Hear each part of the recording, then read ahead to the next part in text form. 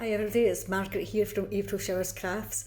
Just on to do my second video. As promised, I said I would do a wee video on how to stuff the toys. Now, at the moment we're doing Easter bunnies. This is a wee pattern by Seisho and it's in the Let's Knit magazine or Simply Knitting. I'm actually in the moment of doing this. And this one's already done. Doing pom-poms and whatever. So anyway, I was on to the legs. And this is the legs here. I've stuffed them using my chopstick, and as I'm putting the stuff in, I always start down at the bottom and I push it down into the toe without trying to overstuff it.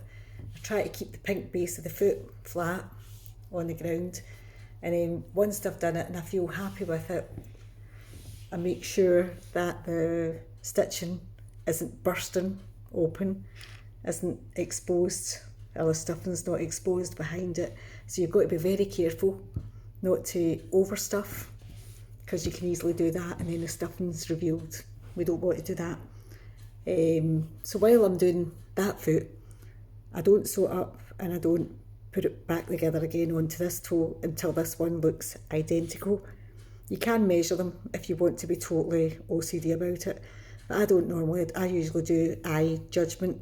And I just guess if the ankles look the same, there's nothing getting exposed, there's no stitches getting exposed, and then I turn them upside down like this and I measure the little feet and make sure they look fine, the same size of foot. It's like getting into the shoe shop and getting your feet measured. If you squash them together like that, they look the same. So you don't want it to be too overstuffed. And also when you get to the top of the leg, I don't overstuff here so that it's got movement, because if you overstuff, the legs tend to kick out and do things. It's the same as the wings or any arms and things like that. So I normally reduce the stuffing up here, because you don't want them to, when you sew it on, it starts to look, we don't all walk about with our arms like helicopters and aeroplanes, so we try to do it, reduce the stuffing here and then sew it on so that it sits nice like that. And that's the wee flowers there, so I've still to do leaves for that one, similar to that, and I also made a wee headband. So I'll come back later on and show you, but what I've done before I go, I was actually ready to sew it onto the body here.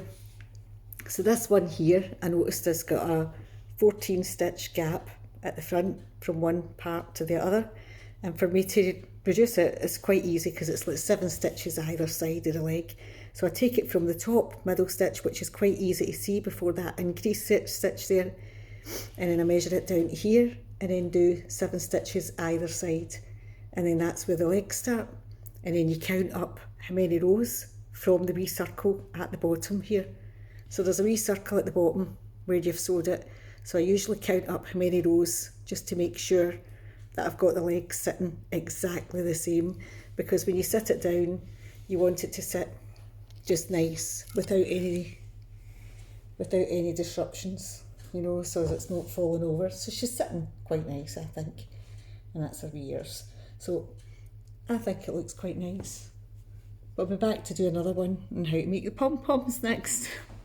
So this is me getting carried away making toys, but it's so relaxing. I love it. See you soon. Bye bye.